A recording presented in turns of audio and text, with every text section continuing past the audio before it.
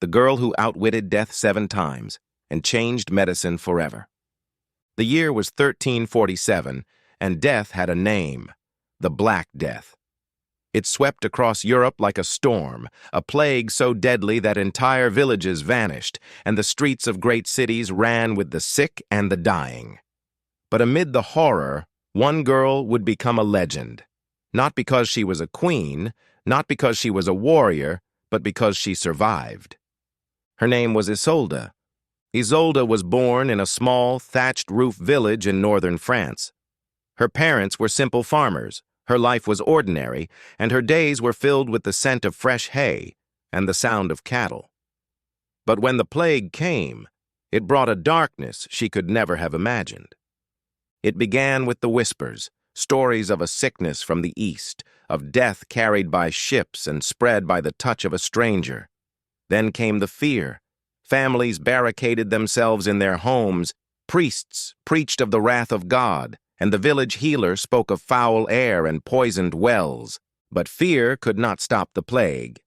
The first to die was Isolde's neighbor, a young boy with bright eyes who had once raced her through the fields. Then her uncle, his face pale and swollen, his body racked with fever. Her mother tried to care for them, but one by one they succumbed. Isolde watched in horror as her village became a graveyard. But then something impossible happened. Isolde fell ill. Her skin burned with fever, her throat swelled shut, and dark, oozing sores covered her body. The villagers whispered that she was lost, that she would soon be another corpse to be buried in a shallow grave. But she did not die. Her fever broke, her breathing eased, the sores on her skin began to heal. Isolde survived. Her family wept with joy, believing it was a miracle. But for Isolde, it was just the beginning, because the plague would not stop, and neither would she. Time and time again, the Black Death would find her. It would come with the breath of a dying friend, with the touch of a desperate healer, with the rats that scurried in the dark. But time and time again, Isolde would survive. 7 times death came for her, and 7 times she defied it. But her survival was not just a miracle. It was a mystery that would change the world of medicine forever. Isolde's survival defied reason, and in a world gripped by fear and superstition, it made her both a miracle and a mystery. As the plague swept through Europe, stories of the girl who survived spread beyond her village. Some whispered that she was blessed by God. Others claimed she was a witch. But for Isolde, life became a lonely struggle. Her friends kept their distance, fearing she was cursed. Strangers crossed themselves when she walked by. Even her own family spoke in hushed tones, unsure whether to rejoice or fear the girl who would not die. Yet Isolde was not afraid. Each time she fell ill, she fought with a ferocity that no one understood. And each time she survived, she felt something change within her, an understanding, a burning curiosity. By the time she survived the plague for the 4th time, Isolde knew her fate was not to hide, but to understand. She began to observe, studying the symptoms of the sick, noticing who lived and who died. The fevered sweats, the blackened sores, the agonized coughs, she memorized it all, and then she began to search for answers. The village healer, an old woman named Giselle, took pity on her and taught her the secrets of herbs, the roots that soothed fever, the leaves that eased breathing. Isolde devoured this knowledge, but it was not enough. She wanted to know why she survived when others died.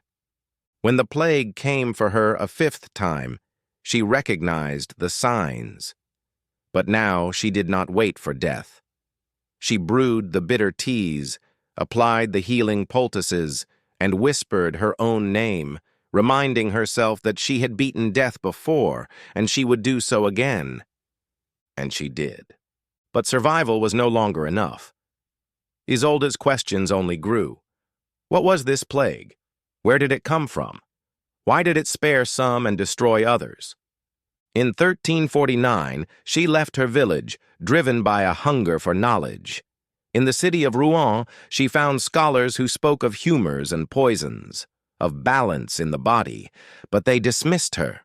She was a girl, a peasant, a survivor of the plague who should be thankful for her life.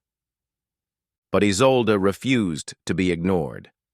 She watched the sick in the city streets, questioned the healers who cared for them, and kept careful notes of every symptom, every cure, and every failure. And then, in the midst of death and despair, she made a discovery. One so simple yet so profound that it would change the world of medicine forever. But that discovery was only the beginning. Isolde's discovery was simple but revolutionary. She noticed that those who survived the plague often shared certain traits. Some had fevers but recovered quickly. Others developed the dreaded black sores, but they healed instead of rotting. And most importantly, she realized that she had survived 7 times, not because of luck, but because something inside her fought off the sickness. But in a world ruled by fear, her knowledge was a danger. In Rouen, rumors began to spread. A girl who understood the plague, a girl who had survived it again and again. To the frightened and superstitious, Isolde was a witch. To the desperate, she was a healer. But to those who sought power, she was an opportunity. The city's priests denounced her, calling her survival a curse. They warned that her knowledge came from the devil. But while some feared her, others sought her out. Nobles who wanted her to save their families, merchants who offered gold for her cures. Isolde was no longer just a girl. She was a legend. But that legend came with a price. In the shadowed alleys of Rouen, a secret society of scholars had taken notice of her. Known as the Brotherhood of the Serpent, they were men who studied forbidden knowledge, alchemy, anatomy, the secret sciences. And they wanted Isolde. One night, as she walked home from the market, she was seized. Hooded men dragged her through the twisting streets to a hidden chamber beneath the city. There, in the flickering torchlight, she faced the Brotherhood. But instead of fear, Isolde felt something else: curiosity. The Brotherhood's leader, a man known only as the Serpent, demanded her secrets. He showed her ancient texts, diagrams of the human body, and vials of strange potions. He promised her wealth, power, and safety if she would share her knowledge. But Isolde saw the truth. These men did not seek to heal. They sought power over life and death. Her knowledge in their hands would become a weapon. So she made them a promise, but it was a lie. She agreed to share her cures, to help them understand the plague, but only if they taught her everything they knew. For months, she became both prisoner and student, learning the forbidden arts of the Brotherhood. She memorized the herbs that healed and the poisons that killed. She studied the human body, not just its sicknesses, but its secrets. And all the while, she planned her escape. One night, as the Brotherhood celebrated a successful experiment, Isolde slipped away. She fled through the city streets, clutching the stolen scrolls and vials she had hidden beneath her cloak. But she was not just fleeing. She was carrying a treasure, a knowledge that would one day save countless lives. Because Isolde did not just survive, she learned, and with that knowledge, she would change the world. Isolde had escaped the Brotherhood of the Serpent, but her journey was far from over. The stolen scrolls she carried were filled with secrets, herbal remedies, forbidden experiments, and anatomical knowledge far beyond her understanding. But they were not just knowledge, they were a curse. As she traveled from village to village, Isolde used her newfound skills to heal the sick. She saved lives, cured fevers, and treated wounds that would have killed most. But with every life she saved, the rumors spread of a girl who knew the secrets of life and death. In the bustling city of Paris, Isolde found herself at the heart of a world of scholars. Physicians, surgeons, and alchemists gathered in grand halls, debating the nature of disease and the human body. But for all their knowledge, they were blind. They spoke of humors and divine punishment, dismissing the truth that Isolde had seen with her own eyes. But Isolde could not stay hidden. Her cures became famous, her name whispered in the halls of universities and the shadowed alleys of the poor. Some called her a saint, others called her a witch. But it was not just fame that followed her. The Brotherhood of the Serpent wanted their knowledge back, and they were willing to kill for it. Twice, assassins tried to take her life. Once, a masked figure cornered her in a dark alley with a dagger. But Isolde was no longer a frightened girl. She was a survivor. She fought, she ran, and she hid. But she never stopped learning. The scrolls she had stolen were a guide, but they were also a puzzle. And as she deciphered their secrets, she began to see a pattern, an understanding of sickness, of the body's defenses, of why she had survived when so many had died. But as her knowledge grew, so did the danger. The Brotherhood was not the only force that feared her. Priests denounced her from the pulpit, claiming she was an agent of the devil. Merchants she had healed turned against her when they realized she could not save everyone. And the plague returned. It swept through Paris like wildfire, and once again Isolde found herself surrounded by death. But this time she did not run. She took to the streets, treating the sick, organizing the care of the dying. She was no longer just a survivor. She was a healer. But the cost was high. Friends she had made in the city fell victim to the plague. Her small room became a refuge for the sick and the desperate, but it also became a prison. Food grew scarce, and the cries of the dying filled the night. And then she fell ill. Her body burned with fever. Her skin grew pale, and she felt the familiar chill of death closing in. But this time, she did not fight alone. The people she had healed came to her side, feeding her the bitter teas she had once brewed for them, speaking the words of comfort she had given them. For 7 days, she drifted in darkness, and on the 7th day she awoke. But she was no longer just Isolde. She was something more, a healer, a scholar, a legend. But her greatest discovery was yet to come. When Isolde awoke from her fever, she was not just alive, she was transformed. The people she had saved in Paris whispered of her as a saint, a girl touched by God, who had cheated death again and again. But for Isolde, survival was not enough. She was haunted by the faces of those she could not save, by the knowledge that so many had died while she had lived. Her room became a sanctuary, a place where the sick gathered, hoping for a miracle. But Isolde knew that miracles were rare. What she offered was not magic, but knowledge, knowledge she had gained at a terrible price. But as she healed, she continued to learn. The scrolls she had taken from the Brotherhood of the Serpent were more than just a guide.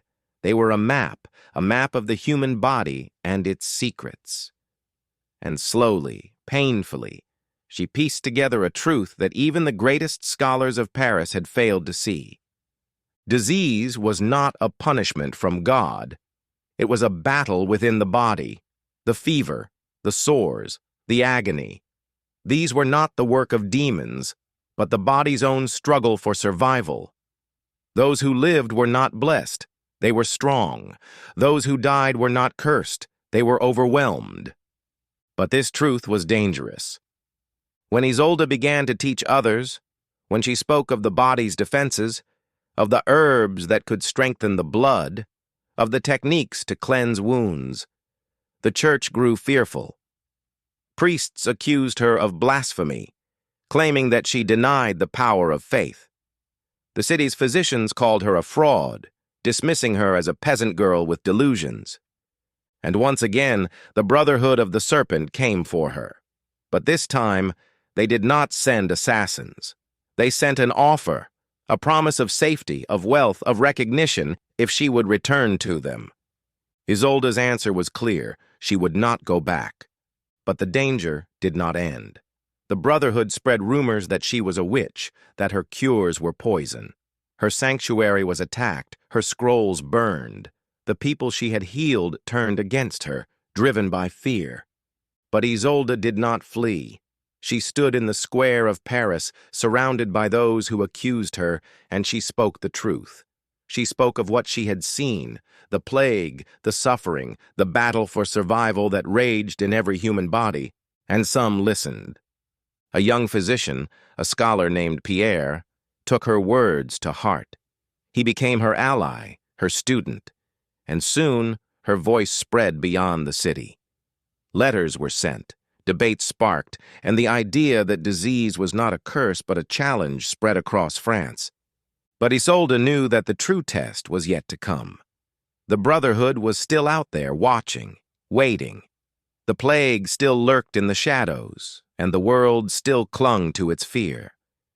But now, Isolde was not just a survivor. She was a healer, and she would fight for the truth she had learned, no matter the cost. Isolde lived in a world where death was a constant shadow, but she was not just a survivor. She was a light in the darkness. Her knowledge spread beyond Paris, carried by those she had healed, whispered in the halls of scholars, written in letters sent to distant lands. The Brotherhood of the Serpent faded into obscurity, their power broken by the truths she had shared. The scrolls they had guarded, once secrets of fear and greed, became tools of healing in the hands of honest scholars. Isolde herself became a legend. Some called her a witch, others called her a saint. But those who knew her simply called her a healer. She lived to an old age, her hands lined with the scars of her struggle, her eyes sharp with the wisdom of a life spent facing death. And when she died, it was not in fear, but in peace, surrounded by those she had taught, those she had healed. But her story did not end with her death.